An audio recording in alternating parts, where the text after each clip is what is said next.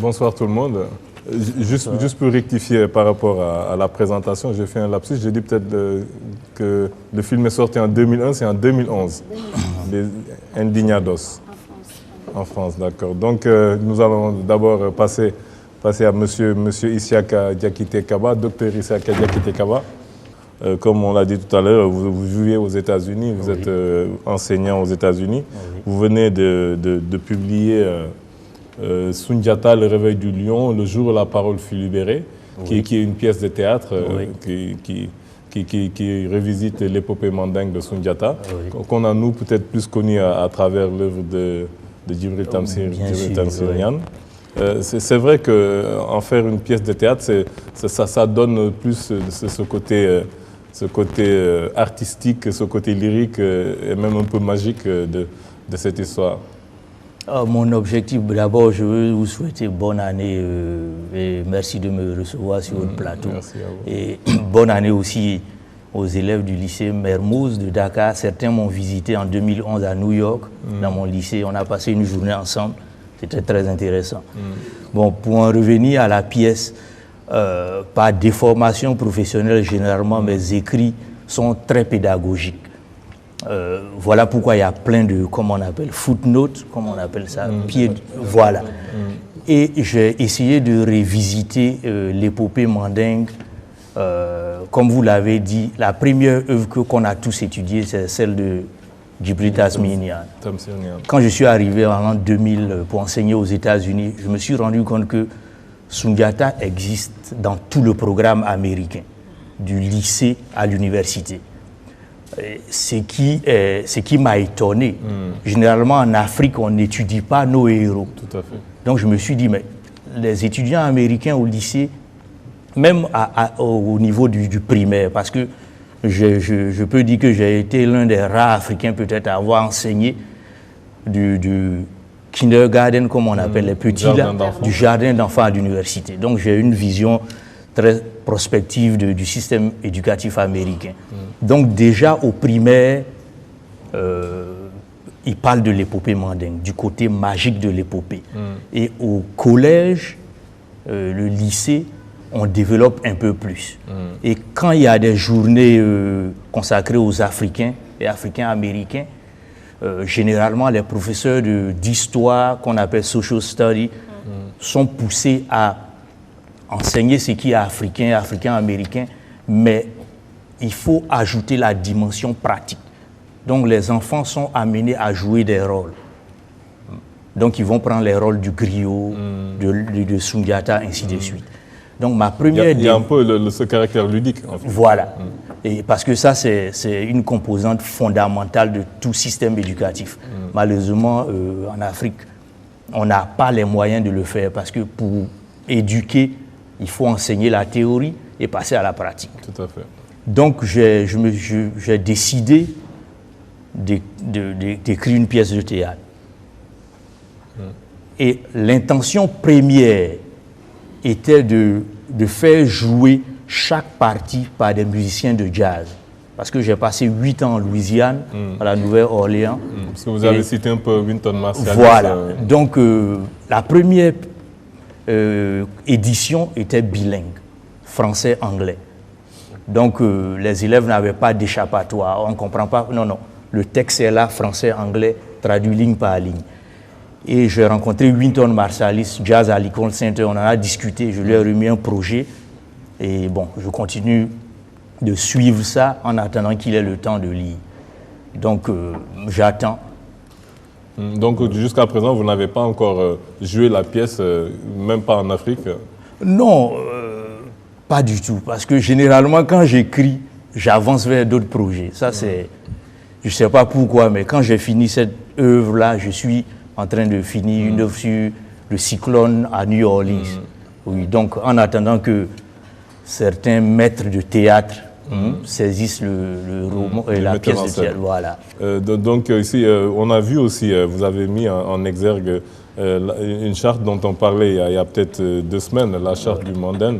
Donc c'est vrai que moi, c'est la première fois que je la lis dans son intégralité. On en parle souvent, on y fait souvent référence. Donc c'est quelque chose qui est très important à vos yeux. Oui, important, d'autant plus que généralement les Occidentaux donnent l'impression qu'on sort de la grande brousse noire, on n'avait rien. Et dans mon premier roman, Sisyphe l'Africain, j'appelle l'Afrique tout le long du roman la grande brousse noire, parce que c'est leur vision des choses. On sait par exemple que la Constitution américaine vient pratiquement de la Constitution de la Confédération des Iroquois, des Indiens qui vivaient dans le nord-est des États-Unis. Donc ceux qu'on appelle les pères fondateurs américains se sont clairement inspirés de cette comment l'équilibre des pouvoirs, ainsi de suite. Donc nous avons le même texte ici, même si il y a certaines controverses là-dessus. Généralement, je ne suis pas prof d'histoire, je suis prof de littérature. Mon objectif était de mettre dans une œuvre de fiction les deux textes. Et parce qu'il y a un texte qui est sorti en Guinée, qui est venu à la suite de réunions d'ONG. Et il y a un autre texte qui vient des travaux de Youssouf Tata Cissé.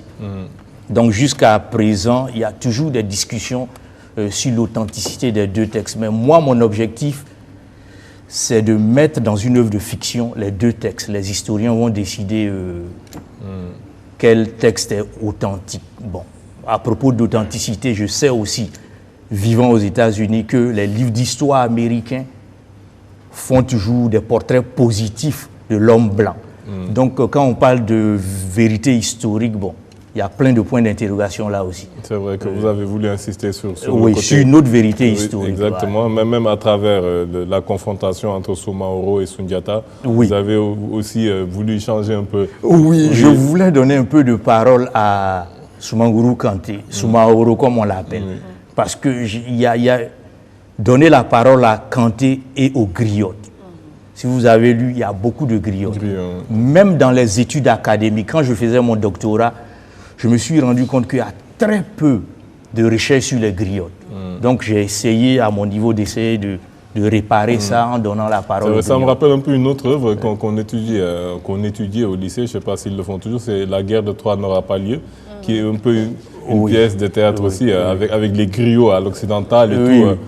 On ressent un peu ça aussi dans votre ouvrage. J'ai vu aussi qu'il y avait des signes un peu que vous avez à la fin de chaque scène. Les signes graphiques. Les signes graphiques. Est-ce que c'est un langage? Est-ce que c'est une écriture? C'est une écriture africaine? Oui. Les signes graphiques qui sont là viennent du fameux livre, j'ai cité à la page 17, Les fondements de la société d'initiation du Komo. C'est la religion traditionnelle commune aux Bambara, aux Malinké, à tous ces peuples du Sahel. Il se trouve qu'il y a cette œuvre extraordinaire de Youssouf Tata Cissé et de Germaine Dieterlen, une anthropologue. C'est vrai, parce que j'en avais entendu un peu parler à travers une styliste qui s'appelle Cocotte Boukébé, donc qui faisait un peu un travail sur ça, sur ces signes, qui expliquait un peu qu'il y a une écriture que peut-être les gens ne connaissent pas, en dehors des hiéroglyphes dont on ne parle pas. Ça, c'est un autre problème des Africains. C'est-à-dire, on n'a pas de repères. Généralement, on oublie nos propres repères, on essaie de réfléchir dans les mythes des autres, de rêver dans les mythes des autres. Quand on fait ça, on n'avance pas. On a des données historiques et anthropologiques, il faut qu'on se les approprie. Tout à fait. Au lieu de rêver, je prends un exemple banal. Il y a la lutte aux États-Unis entre le christianisme tout à fait blanc et le christianisme noir. Bon, rêver à un Jésus aux yeux bleus, aux cheveux blonds ne fonctionne pas toujours parce qu'on sait historiquement qu'il n'était pas comme ça.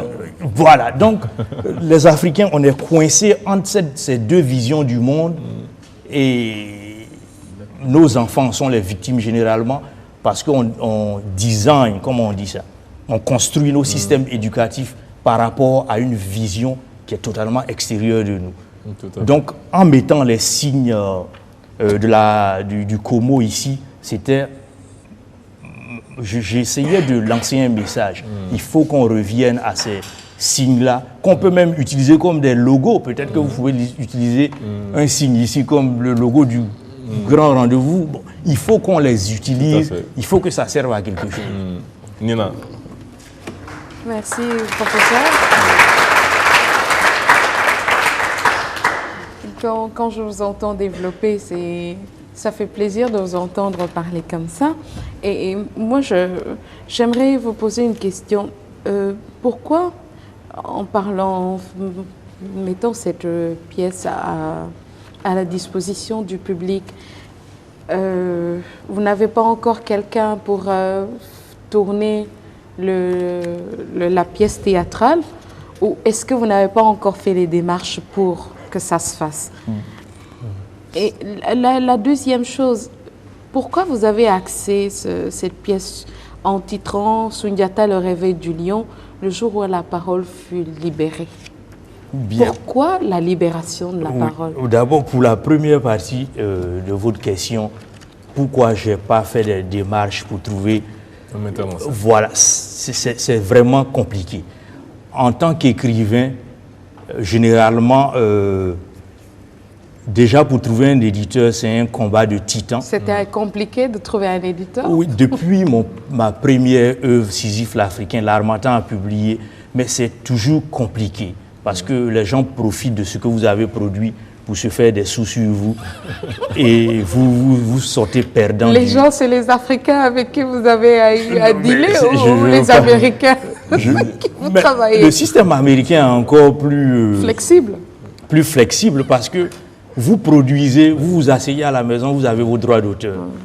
Bon, généralement, je ne veux pas pointer du doigt certaines personnes, mais il y a certains pays, quand ils vous produisent, vous attendez pendant longtemps et vous n'allez jamais voir de droits d'auteur. Donc, je préfère dealer, comme on dit, avec les Américains.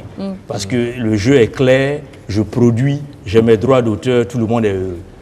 Donc, je n'ai pas encore cherché sur le continent ici une compagnie de théâtre. Je n'ai pas fait ça. Bon, si des gens pensent qu'ils peuvent le produire, tant mieux. Donc, c'est vraiment un combat de longue haleine. Déjà écrit, c'est des nuits blanches. S'il faut encore confier son... D'autant plus que ce n'est pas votre rôle, c'est peut-être le travail d'un metteur en scène. Voilà, donc voilà pourquoi je n'ai pas encore insisté sur ce côté. Mais les metteurs en scène sont libres de saisir la pièce de théâtre. Voilà. Maintenant, pour la deuxième question, le jour où la parole fut libérée, c'est une phrase symbolique. Dans la charte du Mandé, comme on le dit, on dit quand, après la défaite de Soumaoro, les différents groupes se sont réunis pour instituer l'Empire. Ils ont décidé de donner, comment on peut dire ça, le rôle de maître de la parole au griot, c'est-à-dire la famille Kouyaté.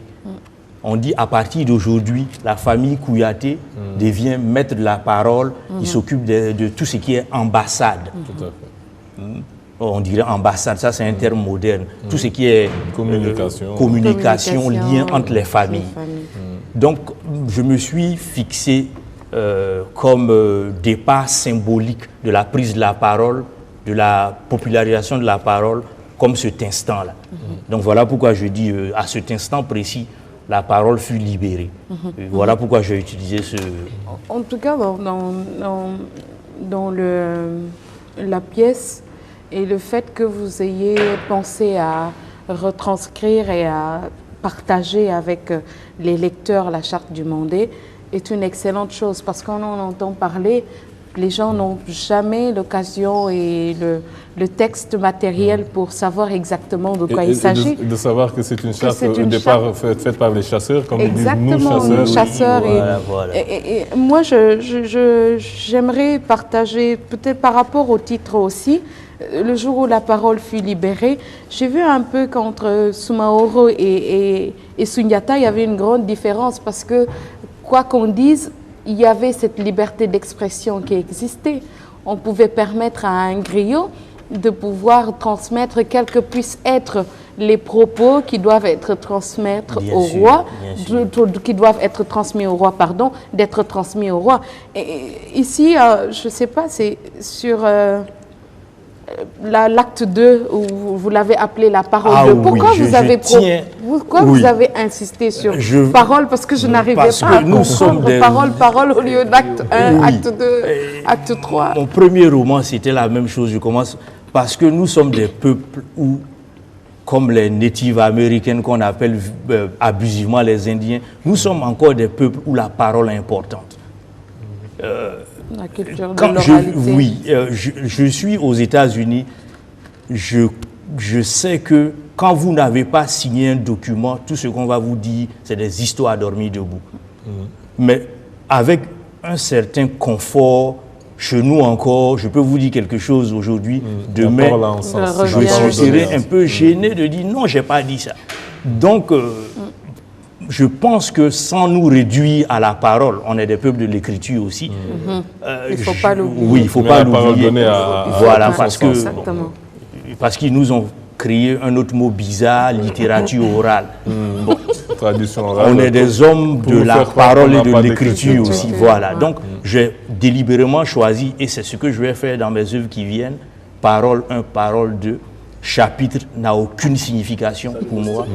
C'est chapitre. Ça y est, vous rentrez dans un nouveau style qui n'est pas connu. Excuse-moi, Alune. Juste pour terminer, parce que dans la parole 2, il revient un peu sur cet échange entre Soumaoro et Sundiata, quand il a envoyé Bala Faseke Kouyaté, qui lui dit « Parle, ne te gêne pas, nous ne pouvons pas confondre le message et le messager. Voilà. » Ici, c'est le Mandem parle librement.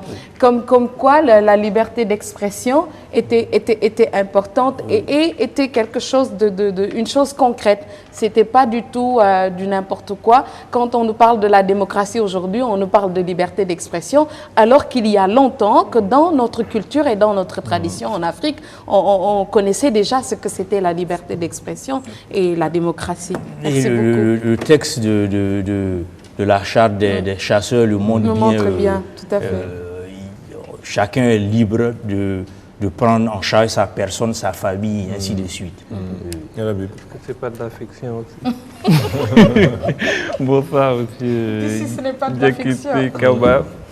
Oui, quand on lit votre livre, on sent que vous avez le souci d'essayer d'apprendre de nouvelles choses aux lecteurs. Je pense que c'est dû à votre cursus.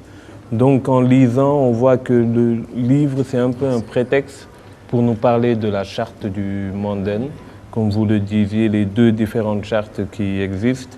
On y voit aussi les signes comos qui reviennent chaque fois à la fin de chaque chapitre. Et on y apprend aussi que des points d'histoire, comme par exemple le fait qu'avant la bataille de Kirina, il y a eu 3 batailles qui ont été perdues par Sundiata Keita avant qu'il ne gagne la bataille de Kirina. Donc moi déjà par rapport à la charte, quelles sont les différences principales entre la charte, les deux chartes? Oui, je me suis rendu compte qu'il y a ce qu'on appelle la charte de Kouroukan Funga. Bon, et il y a le texte que j'ai là sur la carte, la charte du Mandé de l'association des chasseurs. Donc, les historiens sont en train de discuter encore. Il y a un linguiste, si je me rappelle bien, un professeur à l'université Gaston Berger, qui a, en utilisant des techniques de linguistique, démontré que la première charte de la confrérie des chasseurs, celle qui est authentique. C'est celle qui est authentique. L'autre est un peu politique. Voilà, on parle plus de la charte de Kouroukan. Voilà, on considère que c'est un peu plus politique. Mais je pensais que mon objectif, c'était d'intégrer les deux dans le texte et chacun va prendre la décision finale en attendant que les recherches découvrent ce qui est plausible. Les deux textes sont là dans le texte. Ça, je pensais que... Mais par rapport au contenu, pour ceux qui nous regardent et qui n'ont pas encore eu la chance de lire, quelles sont les différences principales entre les deux chartes? Non, il n'y a pas grande différence. L'une des grandes différences, c'est que la charte de Kouroukan Funga semble être très d'actualité et très détaillée. Et donc, je pense que c'est ce qui a attiré l'attention de certains chercheurs qui se disent que, bon, il y a quelque chose qu'on doit revérifier ici. Bon. Je ne voulais pas prendre position. Moi, je voulais mettre les deux textes dans la pièce pour qu'on décide plus tard.